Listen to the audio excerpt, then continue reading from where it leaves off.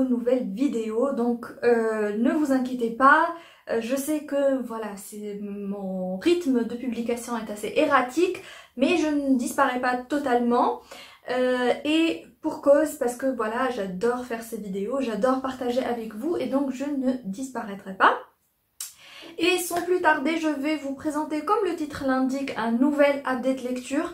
Et j'ai attendu un petit peu pour faire cette vidéo, pour faire en fait encore une fois une vidéo avec 3 chroniques. Et tout d'abord, je vais commencer avec un livre de fantasy que j'ai reçu en service presse à travers Brajlon, avec qui je suis partenaire cette année. Et donc j'ai eu la chance de découvrir Le Sorceleur, le tome 1, donc le dernier vœu de... si je ne me trompe pas dans la prononciation, c'est Andrzej et pas Andrzej Sapkowski, voilà. Et ce livre est traduit du polonais, donc. Le Sorceleur, c'est une série dont j'ai énormément entendu parler, non seulement parce que le jeu vidéo il est tellement connu, mais aussi à travers tout ce qui est cosplay, parce qu'il y a énormément de gens qui cosplayent avec les personnages, plus précisément en Geralt. Je crois que ça se prononce comme ça si je ne me trompe pas, et plusieurs personnages de cet univers. Et donc j'avais envie de découvrir, et dès que j'ai vu que c'était proposé dans le catalogue de Brajlon, je me suis saisie de l'opportunité pour le découvrir enfin. Et alors, le truc c'est que je ne m'attendais pas du tout à ce que le livre soit écrit dans ce format-là. Je vous explique. Alors, en général, la fantasy, c'est un récit, roman, etc. Donc, je dirais classique, mais...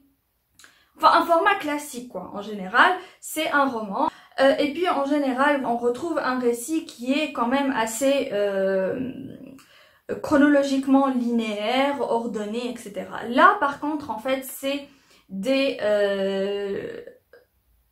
nouvelles.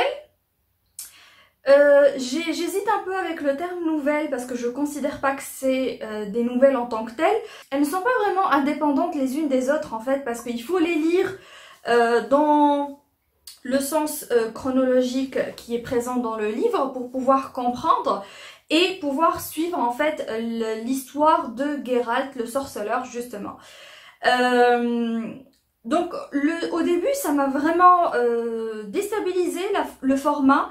Je comprenais pas pourquoi c'était écrit de cette manière-là, mais plus j'avançais dans l'histoire et plus je comprenais la raison pour laquelle l'auteur a choisi d'écrire de cette manière.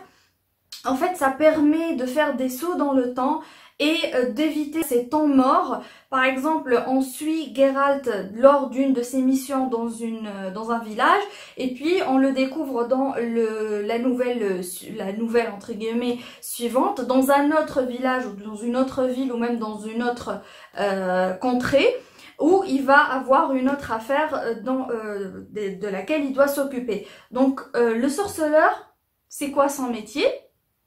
Qu'est-ce qu'il est? En fait, c'est une institution de sorceleurs, voilà, ils sont instruits dès leur petite enfance, d'une certaine manière. Alors, c'est des enfants vraiment très petits qui sont amenés dans un sorte de, pas couvent, mais un truc qui ressemble en tout cas.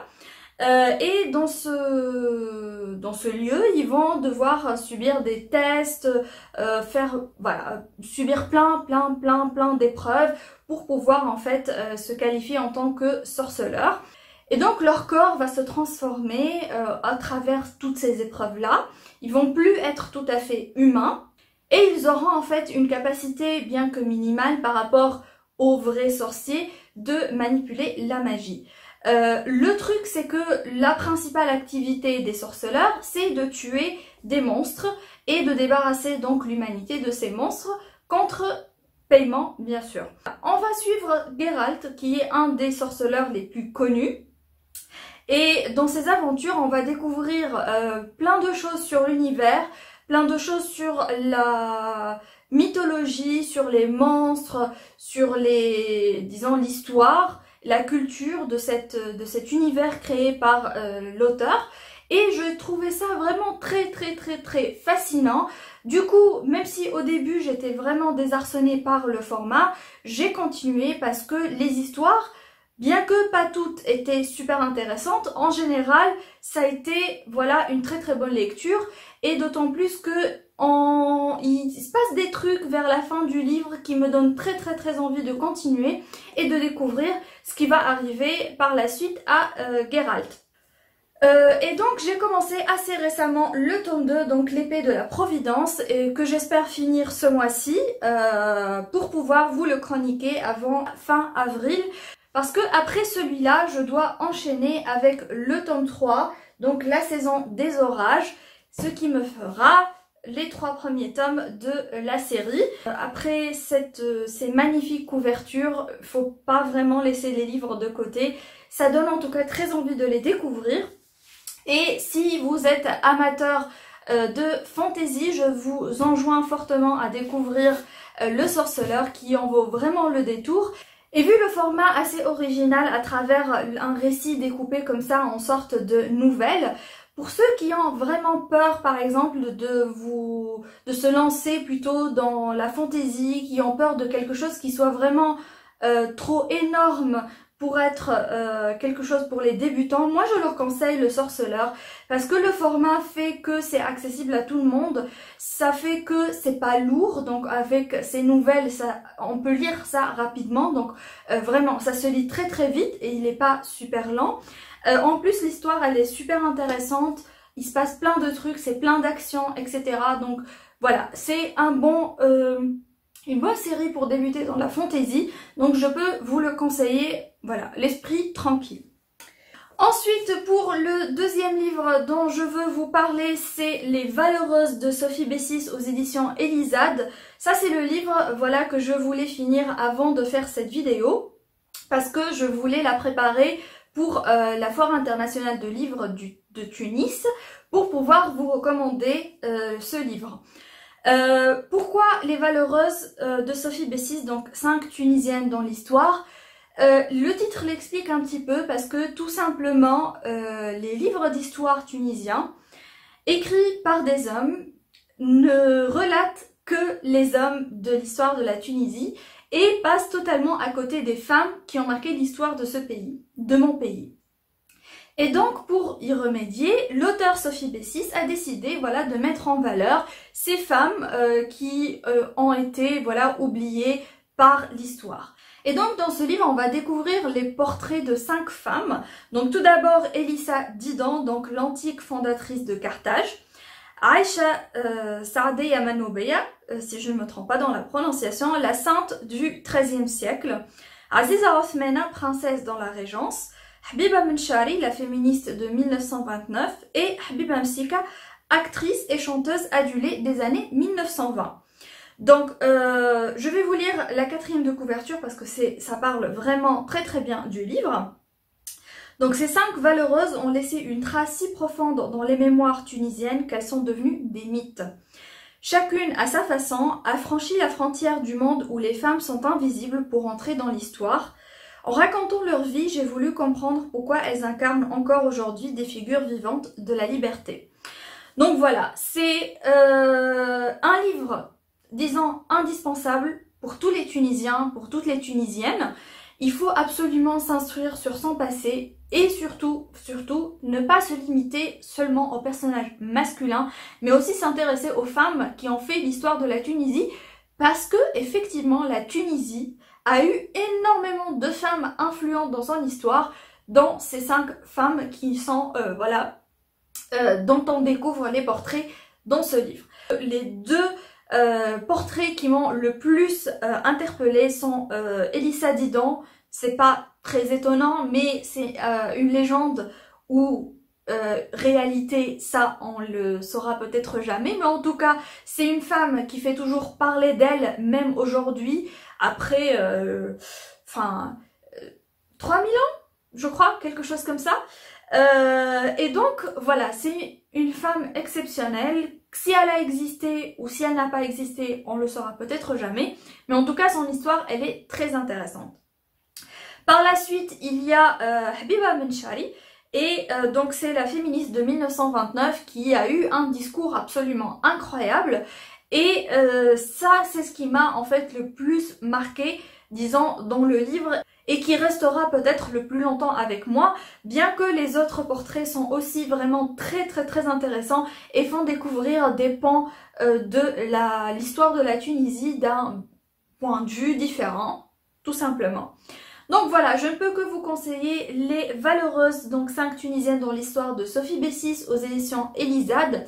Si vous êtes tunisien, tunisienne, donc il y a la foire internationale du livre de Tunis qui se termine le 14 avril.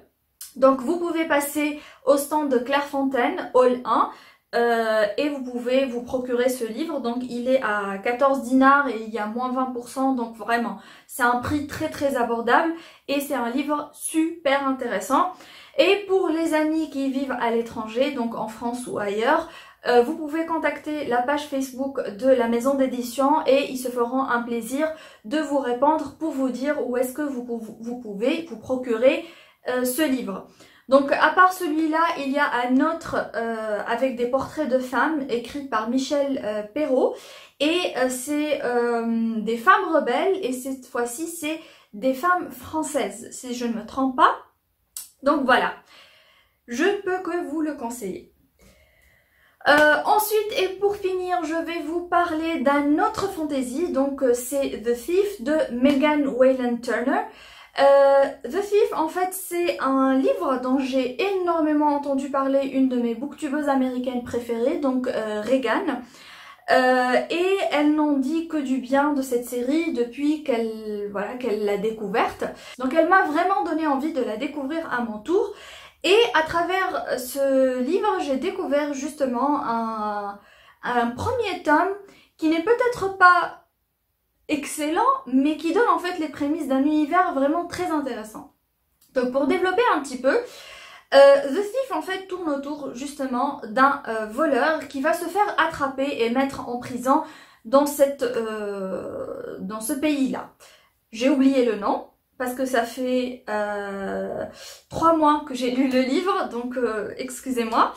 Et donc à un moment donné, on va le sortir, le mage du roi va le sortir de prison parce qu'il a besoin de ses capacités de voleur, disons, pour l'aider à dérober une relique très importante pour pouvoir en fait avoir la main sur un pays voisin. Donc à travers cette petite aventure, enfin petite, ils vont traverser en fait plusieurs pays, ils vont avoir plein d'aventures, ils vont pas y aller tout seuls parce qu'ils vont avoir des gens qui vont les accompagner et il va se passer plein de trucs, plein de rebondissements et une grosse révélation à la fin du livre qui m'a vraiment peut-être pas choquée dans son dessin. Une partie je m'y attendais, une partie a été une réelle surprise, donc c'était vraiment très bien. J'ai adoré, franchement c'était un univers très intéressant.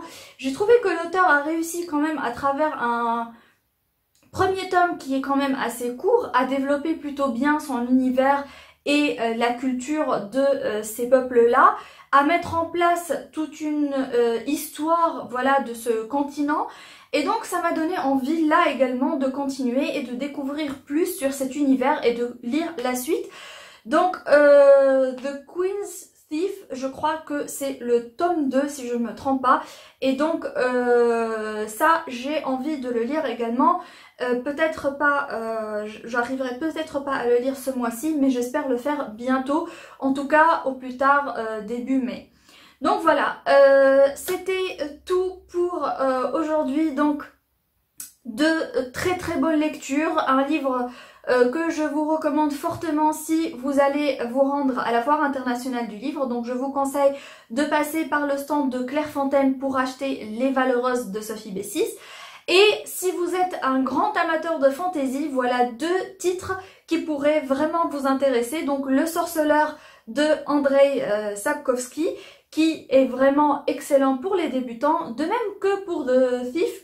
Donc voilà, c'est tout pour aujourd'hui, j'espère que ça vous a plu et je vous dis à très bientôt pour une nouvelle vidéo. Bye bye.